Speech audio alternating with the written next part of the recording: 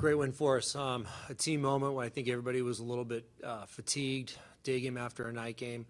I know there were some sluggish moments, but when we needed to step up, we had somebody that gave us that little push in Daniel Descalso and got the big hit to help us win the game. I thought inside of the ballgame there were a lot of key moments. Randall Delgado going 5 innings, doing exactly what we needed him to do. And, the positive round by Nick Ahmed on a clean base hit to left field allowed Tony Perez-Chica to make a great call and score our first run. Little things like that help you win a ball game by doing the right things at the right time. I know that it wasn't the most pristine game, and I still think that had a little lingering effect after a busy night last night. Well, he grinds through it. Several pitches. He takes a 3-2 slider, puts a man in scoring position, and that's what we talk about here. Those are the little things that we do on a nightly basis that show up inside of our clubhouse, but not necessarily in a box score. A great at-bat, and I know he's been grinding through a couple of tough moments earlier in the at-bat, but he fouled off some key 3-2 pitches and put somebody in scoring position, and that's where a teammate, the guy on deck, a linked at-bat, linked moment, picked him up with a base hit to right field. What is it about a guy like Descalso that seems to relish these moments and come through several times? Well, when people ask me about him, the thing I like most about him is he's always able to manage the moment, manages that bat, doesn't show any hustle. He's always engaged in what he has to do, and I know that's through experience. He's had big at-bats on big platforms for many, many years. So you can always count on getting his best effort. It doesn't always work out. That's the nature of the game, but he's going to go up there prepared and ready to execute. And you're right, it shows up a lot. He comes through in a lot of those little key moments, and I think that's because of his comfort level and his preparation for the moment. Well, what can you say about it? He gives us 5 really crisp innings. I know things got a little wobbly for him there and with his final 3 batters. And I think he knew that was his last hitter. Hellickson was going to be his last hitter, so made a quality pitch and got a big out when he needed to. So Randall's been that way for us for a long time. He's been very dependable out of the bullpen. He's been a guy that stepped into the starting role when we needed to slot him into those key moments. And like I've been saying, he repeats deliveries. He repeats pitches. He can execute 3 pitches at any time. And that's what we love about him. What went into the pickoff of Franco? Did you guys notice he didn't stand a little far in the previous at bat? Well, that's another key moment. I think he leads off with a double.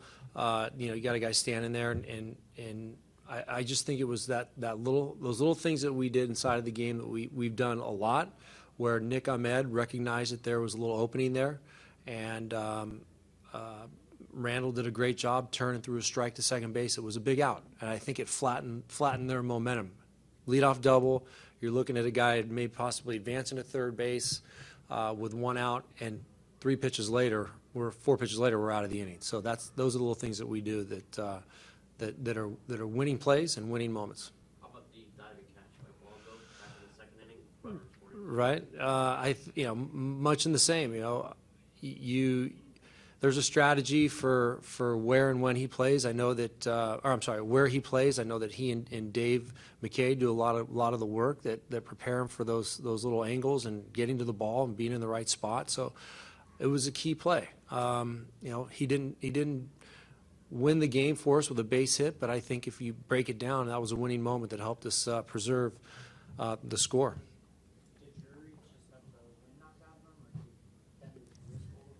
I saw the replay, and as I was walking off the field, I got a quick diagnosis from Dip, and he said that he just knocked the wind out of himself. The arm got caught underneath, and I think he landed somewhere on his elbow. And he got a little banged up, and I know the play before that he had tripped and fallen. So there was a couple plays there that were probably tough on his body. But I thought the key to the moment there was getting out of the inning. Archie did his job and went the next inning too. So good moment for us.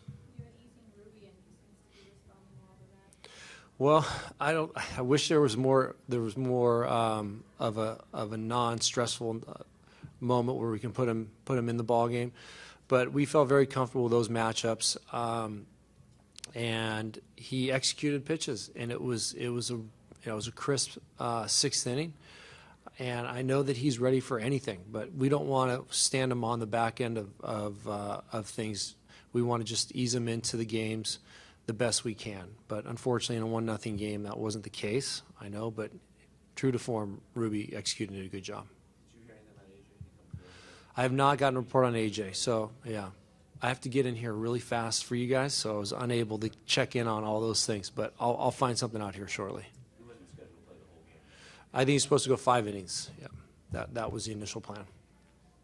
13-2 at home now. What is the difference being like back here in Chaseville and kind of the atmosphere and the energy and being able to feed off the crowd? Well, that's a good point. And what I want to say is that the crowds that have been behind us over the past couple of days have been very well received in the dugout. These guys have made several comments about the energy in the stadium, and these fans are very engaged, and we appreciate that. We know they're there, and we love seeing them.